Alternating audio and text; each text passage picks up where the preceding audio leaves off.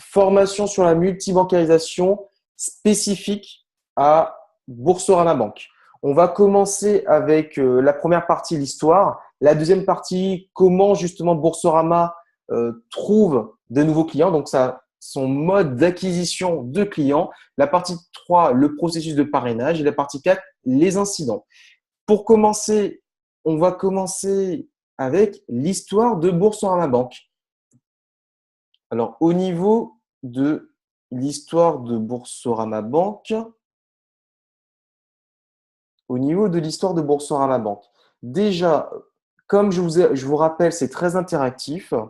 Il faut savoir que je vais vous poser quelques questions et ce sera à vous en fait de me répondre rapidement dans le chat entre 5 et 10 secondes pour justement faire les choses avancer. Et petit rappel en passant, la première clé qu'on avait vue dans la dernière formation, je vous ferai quelques petits rappels importants, c'est écrire. Pensez à bien prendre des notes. Donc, au niveau de l'histoire de Boursorama, est-ce que quelqu'un connaît la date de création de Boursorama? On va faire un petit jeu et je vais vous proposer de me donner en fait une date entre 1990 et les années 2000. Est-ce que dans le chat, vous pouvez me donner quelques propositions de dates? Je vous laisse quelques secondes par rapport justement à la création de Boursorama. Karine me dit 2001, Vincent 91. Alors, les autres, j'attends un peu votre réponse au niveau des dates. Nico 95, d'accord. Qui d'autre encore? Ok. Écoutez, il y a déjà différentes réponses. 99 de Nati. Qui dit mieux, Nico? D'accord. Alors, vous savez quelque chose? Certains ont raison, certains ont tort et tout le monde a raison et tort en même temps. Vous savez pourquoi? Parce que la première chose à savoir, c'est que Boursorama Bank n'a pas débuté par s'appeler Boursorama Bank.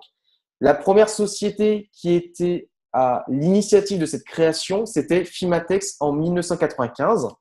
Puis, vous avez eu un achat avec FinanceNet en 2002. Puis, il y a Boursorama qui est arrivé. Donc maintenant, la question, c'est est-ce que vous connaissez la date exacte de l'appellation pour la première fois de Boursorama Bank? Je précise bien Boursorama Bank. Et ça, il faut le savoir. Parce que Boursorama Bank a eu la première appellation quelques années plus tard. Est-ce que vous pouvez me donner une date? Nico dit 2003, Vincent 2004. Ok. Alors 2003-2004 pour l'instant, 2003 de Nico aussi. Ok.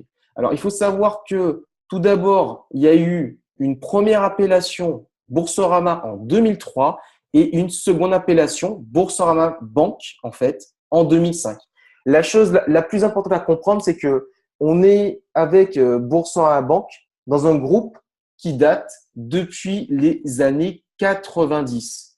Donc, par rapport à ça, il est important de comprendre qu'il y a eu un gros travail fait au niveau justement des clients, de l'acquisition. Donc, c'est pour vous montrer un petit peu l'idée que Boursorama ne date pas des années 2000, ça n'a pas que 15 ans, ça a beaucoup plus d'années. Et maintenant, une dernière question par rapport justement à cette histoire de Boursorama. Est-ce que vous connaissez le propriétaire de Boursorama Bank? Est-ce que vous connaissez le nom de la société qui est propriétaire de Boursorama Bank? Le directeur de Boursorama. Société Générale, c'est pas moi.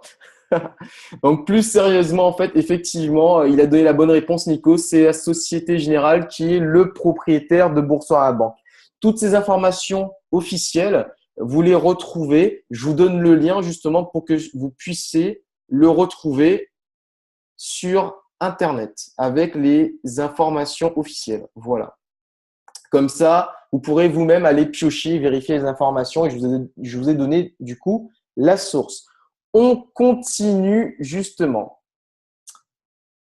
Alors, au niveau de la deuxième partie, le mode d'acquisition de la clientèle. Comment Boursorama gagne des parts de marché et commence à avoir de plus en plus de clients.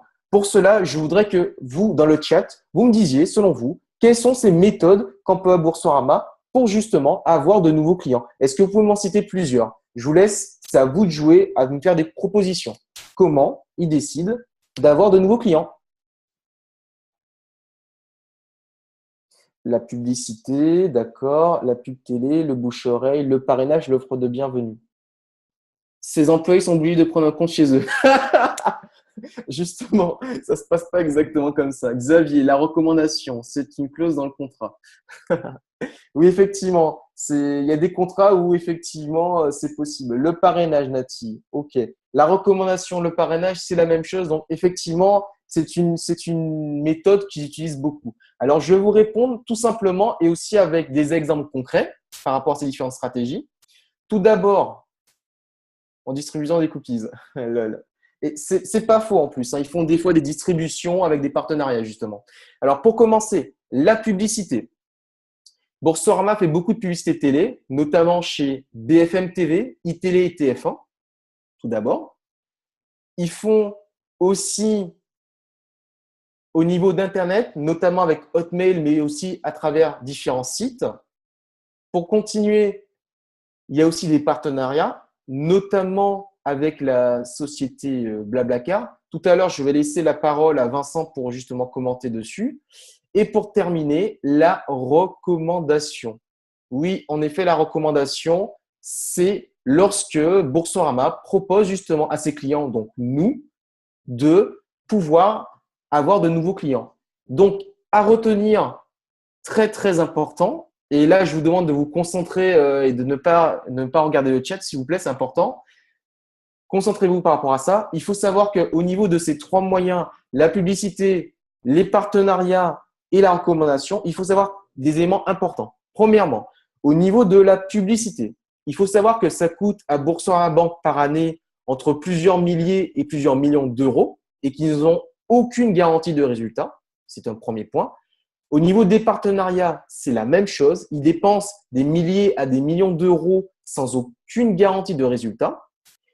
Et le dernier moyen qui est finalement la recommandation, le parrainage, c'est que ça coûte des centaines, voire des milliers d'euros, mais ils ont une garantie de résultat. Parce que lorsqu'on parle de recommandation, donc de parrainage, Boursorama verse une rétribution, une commission uniquement lorsque le client a fait avoir un nouveau client à Boursorama. Donc, on constate une chose importante, c'est que la recommandation, à l'heure actuelle, c'est le plus efficace et le plus économique en termes de stratégie pour Boursorama Banque. C'est pour ça qu'effectivement, Boursorama Banque, ils utilisent beaucoup la recommandation pour réussir. Donc voilà, ça c'est très très important. Après, pour terminer, vous avez vu que c'est d'actualité qu'il y a un petit bonus aussi, c'est que Boursorama a décidé de lancer un petit concours avec la carte infinie pour justement faire encore cette nouvelle étape avec de nouveaux clients pour inciter encore des clients à rentrer avec cette carte avec 150 000 euros de gains possibles, quoi, notamment à travers des courses. Donc, ça, c'est très important. Donc, pour la partie justement concernant les partenariats et notamment Blablacar, je vais laisser Vincent intervenir là-dessus. Donc, je vais lui donner la parole. Je te passe la parole, Vincent. Oui, donc je reprends la parole simplement pour transmettre un petit peu cette expérience, puisque j'étais déjà, je dirais, chez Boursorama à l'époque où ils ont créé ce partenariat. Il faut savoir en fait que à partir de ce partenariat qui, je dirais, donc a démarré à partir du 1er décembre, je dirais donc 1er décembre 2015, en fait, ils ont diminué le montant du versement initial qui est passé de 300 euros à 10 euros. De 300 euros à 10 euros. Et effectivement, on s'est posé la question pourquoi. Et on a eu la réponse effectivement par un conseiller donc Boursorama, c'était en janvier, février, parce qu'en fait, donc le 1er décembre, quand ils l'ont fait à 10 euros, c'était 80 euros pour le filleul, 80 euros pour le parrain. C'est vrai que ça faisait pas grand bruit, même si c'était quand même beaucoup d'argent pour 10 euros. Mais le 14 janvier 2016, ils sont passés à 150 euros pour le parrain et 80 euros pour le filleul, avec simplement 10 euros de prime, je dirais, enfin 10 euros de prime de versement initial. Excusez-moi, pas de prime, mais de versement initial. Et donc, en discutant avec un conseiller Boursorama à l'époque, il m'a tout simplement indiqué qu'ils étaient en partenariat avec Blablacar et que parce que en ouvrant un compte par le biais de Blablacar, le versement initial était de 10 euros, ils étaient obligés de, je dirais, d'aligner tout le monde qui ouvrait un compte bancaire chez eux courant à 10 euros. Et en fait, ça a duré donc effectivement ce virement initial à 10 euros jusqu'au 14 avril 2016 où c'est remonté effectivement à 300 euros. Et donc par la suite, effectivement, ils ont clôturé leur partenariat avec Blablacar. Ce qui est vraiment bien dommage parce que je pense qu'on serait tous contents les uns les autres ici aujourd'hui si c'était resté à ce montant-là. Mais bon, disons que on se débrouille quand même. Mais effectivement, les choses évoluent, ça descend, ça monte. Mais en tout cas, je dirais qu'aujourd'hui, ce qu'il faut comprendre, c'est que c'est quand même un marché qui est extrêmement stable. Je fais une toute petite parenthèse, je dirais, pour dire cette information. Je répète que début février, il y a quand même Orange Bank qui va arriver sur le marché. Et aujourd'hui, les banques en ligne ne font que fleurir, je dirais, sur le marché par rapport aux banques locales, je dirais, aujourd'hui. Juste pour donner des exemples et après, je redonne la main, je dirais, à Stan. Il faut savoir quand même que, comme on a dit, donc Boursorama, filiale de la Société Générale, Hello Bank, filiale de BNP Paribas, Fortuneo, filiale du Crédit Mutuel Arkea, Soon, filiale de groupe AXA Bank, on a Monabank, filiale du Crédit Mutuel CIC, Before Bank, filiale de Crédit Agricole, et j'en passe encore. Voilà, donc en tout cas, c'est vraiment un marché périn et effectivement, il y a de quoi faire. À toi de jouer, Stan, je te redonne la main. Merci, merci, merci. Donc, pour continuer, vous avez vu du coup vraiment les différentes méthodes, les différentes stratégies d'acquisition de clients auprès de Boursorama Banque. On va continuer maintenant dans la partie 3, le processus de parrainage. Alors, par rapport à ça, je sais que la plupart d'entre vous, quel que soit votre niveau, vous avez déjà en tout cas soit parrainé, soit au minimum euh, ouvert votre compte. Donc ça, c'est important. Et par rapport à ça, le processus, on va commencer avec le processus de FIOL, c'est-à-dire que je vais faire avec vous les étapes par étapes et donc je vais vous solliciter pour justement voir un petit peu si vous savez comment fonctionne étape par étape le processus de parrainage. Comme ça, si vous avez des questions, à ce moment-là, n'hésitez pas et mettez-les dans le chat. Comme ça vous permettra en fait de pouvoir éclaircir cette partie-là parce que c'est important que vous arriviez bien à comprendre le fonctionnement de ce processus. Donc ça, c'est important. Donc la troisième clé, c'est encore un rappel, se former. Donc se former, c'est quoi? C'est apprendre, comprendre et appliquer les choses. Donc là, on va voir ensemble, pour commencer le processus de FIOL, on va faire les choses étape par étape pour que justement, vous puissiez être sûr que vous avez bien compris le fonctionnement. Donc là, j'ai vraiment besoin que vous soyez focalisé sur ce que je vais vous dire pour que vous puissiez vraiment intervenir. Donc, par rapport à Boursorama, donc au niveau du processus FIOL, moi, je veux savoir, j'arrive dans Boursorama, je suis votre futur FIOL, par quoi ça va commencer? Comment les choses vont commencer? Dites-le moi. C'est à vous de jouer là.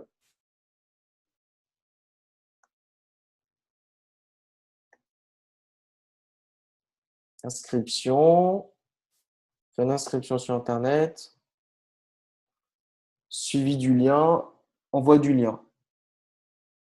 D'accord. Donc, effectivement, la première chose, c'est l'inscription administrative, c'est-à-dire que vous avez envoyé votre lien soit par mail, soit par Facebook. Évidemment, on préconise plutôt par mail.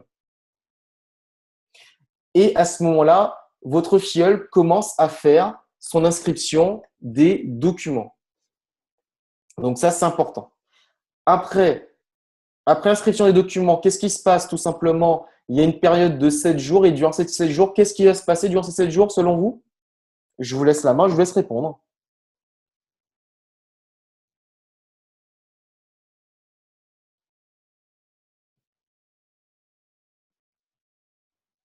On mange des cookies. Non, on mange pas des cookies, on a d'autres choses à faire. Virement de 300 euros à faire. Non, pas encore, pas encore. On n'est pas encore à cette étape-là. Étude du dossier. Exactement. On est à la période de étude du dossier. Voilà. Réception R. Je suppose que c'est réception-réponse. Donc, effectivement, vous aurez 7 jours à peu près où vous aurez l'analyse du dossier, donc 7 jours maximum d'analyse du dossier. Et à ce moment-là, vous allez recevoir votre réponse de Boursorama. Et évidemment, si la réponse est positive, vous allez recevoir votre mail avec votre RIB à votre nom et le virement de 300 € à effectuer. Exactement, pour faire le virement, Nati, exactement. Donc, à ce moment-là, on va envoyer les 300 € et après, on va recevoir sur notre compte Boursorama en tant que filleul les 80 € de prime. Après ça, que se passe-t-il? Quelques jours plus tard, nous aurons accès à nos identifiants. Donc, on va recevoir les courriers et à ce moment-là, si on le décide, on peut effectivement se renvoyer au moins le dépôt des 300 € sur notre compte personnel quelques jours plus tard. C'est-à-dire que là, je vous fais un exemple pratique de si, par exemple, vous venez, vous en tant que filleul, de faire votre inscription, donc tout le cursus que vous voyez là chez Boursorama Banque, effectivement, et que vous décidez de récupérer au moins 300 € sur votre compte personnel. Il faut savoir une chose, c'est que les banques en ligne, nous, on les favorise parce que ça permet à tout un chacun d'avoir une petite épargne de sécurité. Donc, en général, on va garder sur les différents comptes pour avoir une petite épargne de sécurité, notamment actuellement chez Boursorama. Voilà. Ça, c'est le processus chez le filleul. Inscription des documents, réception du mail, réception des 300 €, plus la prime de filleul. Et après, à ce moment-là, on peut faire ce qu'on veut après avoir eu accès à notre compte. Donc, ça, c'est le processus en tant que filleul.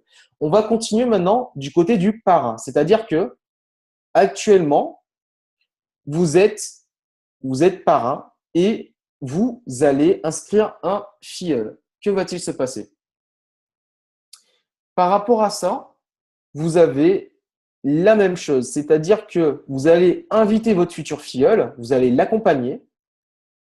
Après, il va recevoir son RIB, il va faire son virement de 300 €. Lorsque lui, il va recevoir sur son compte les 80 € de prime, vous, en même temps, vous allez recevoir votre prime de parrain. Il est important de savoir que, en principe, quand tout se passe normalement, vous devez recevoir votre prime de parrainage en même temps que la prime de votre filleul. Et à ce moment-là, vous continuez à le suivre. L'important, c'est quoi? Il faut que vous arriviez à maîtriser ce processus, que ce soit en tant que filleul ou en tant que parrain maintenant, parce que maintenant vous êtes des parrains ou des futurs parrains, pour que vous puissiez accompagner votre filleul du début à la fin, parce que c'est important. C'est ça aussi l'esprit BizBiz, c'est de pouvoir accompagner son filleul du début à la fin et de bien vérifier si tout le monde a pu avoir sa prime. Vous, en tant que parrain, votre prime de 150 € et lui, en tant que filleul, sa prime de 80 € de bienvenue.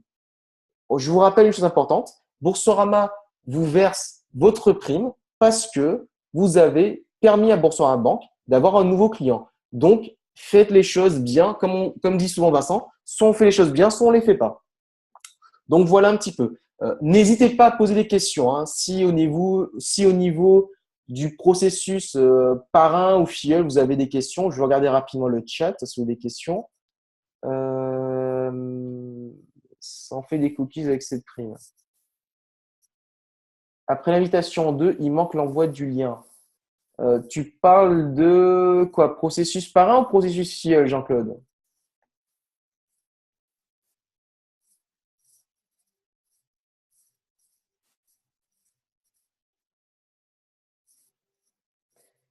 Parrain pour filleul, d'accord. Non, mais c'est en fait, c'est déjà dedans. En fait, quand je marque invitation, accompagnement du filleul, en fait, c'est au tout début. C'est là, en fait. Tout est dedans.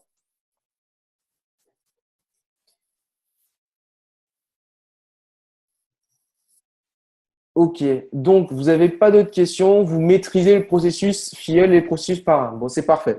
On va continuer du coup. Alors, maintenant, la dernière partie.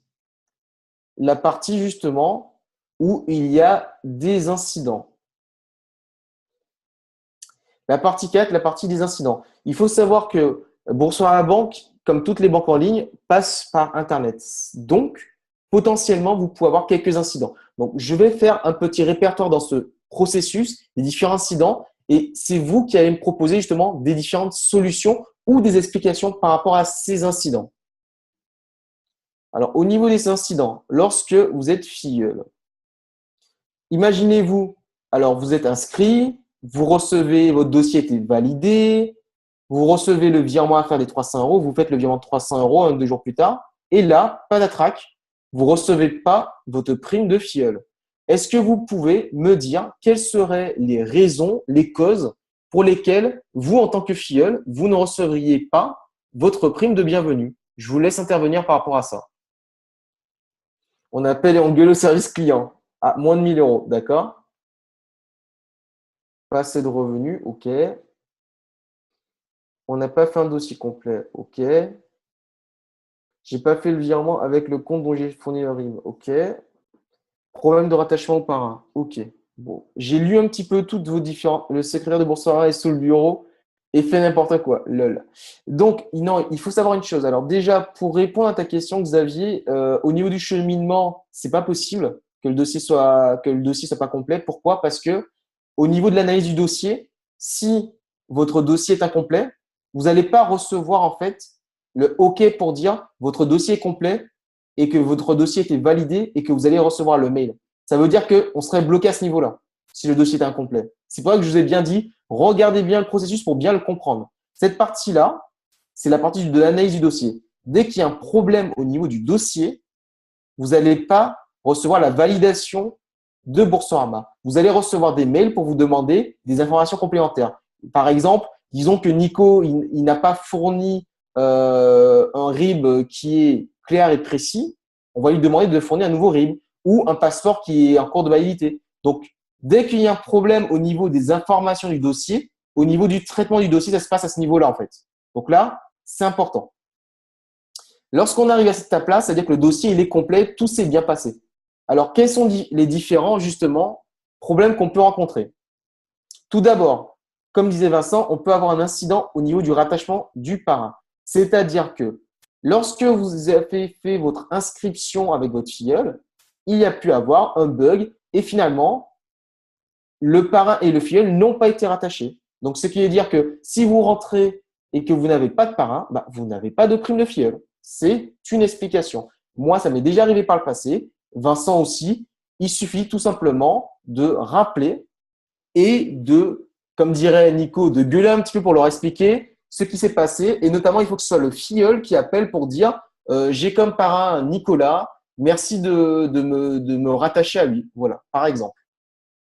Au niveau du retard des paiements de Boursorama, il peut arriver aussi que tout simplement Boursorama soit en retard au niveau de ses paiements. Écoutez, il y a beaucoup de dossiers qui sont ouverts et ils ont 10 jours, 15 jours de retard. C'est des choses qui peuvent arriver, c'est normal. Donc, il peut y avoir des retards de paiement au niveau de Boursorama Banque.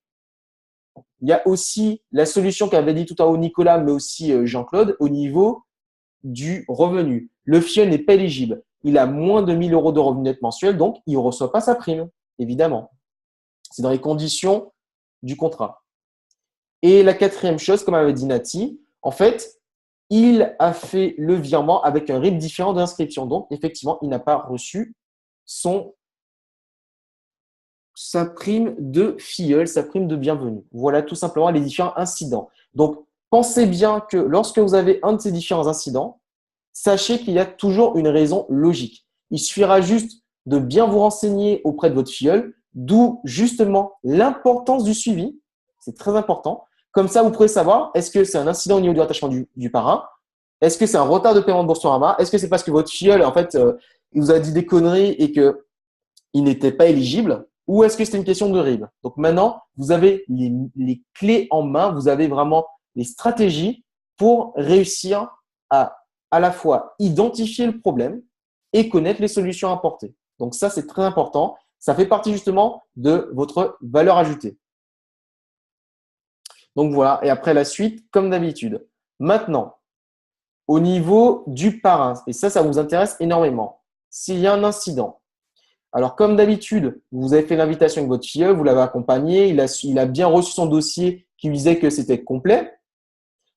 Ah, il y a une question de Nico. Le filleul est obligé de prendre une carte pour que le parrain touche ses 150 euros. Alors Nicolas, on a eu beaucoup de réponses vraiment opposées, contradictoires. En tout cas, ce qui est sûr à l'heure actuelle, c'est que pour l'instant, sur le terrain, il faut savoir que lorsque le filleul n'a pas pris de carte et donc effectivement il n'était pas éligible, le parrain a quand même reçu sa prime jusqu'à aujourd'hui. Voilà. Donc ça, il faut le savoir. Maintenant, pour continuer au niveau du processus du parrain, alors le dossier était bon au niveau du FIEL et là, qu'est-ce qui se passe? Patatrac, vous ne recevez pas votre prime de 150 euros. Alors, quelles sont selon vous les différentes causes ou les événements où justement vous n'allez pas recevoir vous votre prime de 150 euros? Je vous laisse vraiment agir, c'est important pour vous en tant que parrain. Personnellement, ça m'est déjà arrivé. On pète un câble au service client. Oui, mais il faut savoir encore pourquoi il faut péter un câble au service client. Rappelez-vous toujours une chose importante, lorsque vous avez un interlocuteur comme le service client, il faut justement avoir pris toutes les informations en amont auprès de votre filleul pour justement venir avec des arguments solides auprès de lui pour avoir gain de cause et surtout avoir un déblocage de la situation rapide. Donc, je vous laisse un petit peu me proposer des solutions. Il y avait un autre parrain qui ne nous avait pas dit. On regarde avec le filleul. Mauvais lien d'inscription.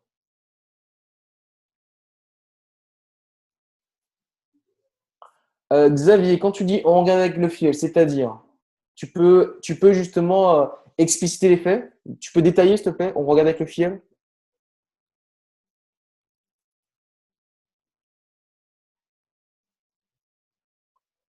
S'il a bien versé les 300 euros, effectivement, il faut être sûr qu'il ait bien versé les 300 euros.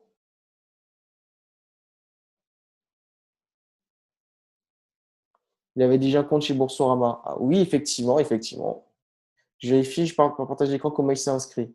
Oui, effectivement, il y a ça aussi. Donc, le contrôle, le suivi, l'accompagnement finalement. Et donc, effectivement, Nati t'a donné une solution que on a déjà fait 10 parrainages. Oui, effectivement, il y a ça aussi. Bah, écoute, Nati, vraiment, tu vois, c'est ça aussi la valeur ajoutée de Virey, c'est que ça, par exemple, c'est des choses auxquelles je n'ai pas pensé parce que c'était encore en dehors du cadre. Mais effectivement, tu as raison, Nati. Lorsqu'on fait plus de 10 parrainages, on ne reçoit pas notre prime de parrain. Si on fait les 10 parrainages dans le mois calendaire, effectivement, on ne reçoit pas pour le 11e parrainage notre prime de parrain. Donc, tu as tout à fait raison. Je ne l'ai pas noté, mais tu as tout à fait raison. Et aussi, lorsqu'il a déjà un compte chez Boursorama, effectivement, tu ne reçois pas la prime. Donc, c'est effectivement une bonne réponse également. Donc, moi, ce que j'avais noté par rapport à ça, c'est justement un incident de rattachement FIOL. Et il y a deux solutions. Soit il avait déjà un parrain et il ne l'a pas communiqué, par exemple. Moi, personnellement, ça m'est déjà arrivé. Et encore récemment, ça m'était arrivé. La personne avait reçu justement un mail d'invitation qui datait d'il y a quelques mois. Il ne le savait pas ou il ne se rappelait plus. Et effectivement, je n'ai pas eu ma prime de parrainage et lui, il a eu sa prime de bienvenue en tant que filleul. Voilà. Donc, ce sont des choses qui arrivent aussi. Ou sinon aussi un incident informatique. Donc, à ce moment-là, effectivement, vous étiez le seul parrain et il faut qu'il rappelle Boursorama pour être rattaché à vous. Deuxième solution, les retards de paiement de Boursorama, évidemment, il peut aussi avoir des retards de paiement. Et également, une mauvaise période d'inscription. Bah, vous avez fait l'inscription dans la période qui ne dépasse 50 euros. Donc, ça aussi, c'est possible. Et ça, il faut pouvoir le remarquer. Et après, comme d'habitude, lorsque vous avez continué à suivre votre filleul, vous pouvez justement réussir à récupérer votre prime de parrainage. Donc ça, c'est important.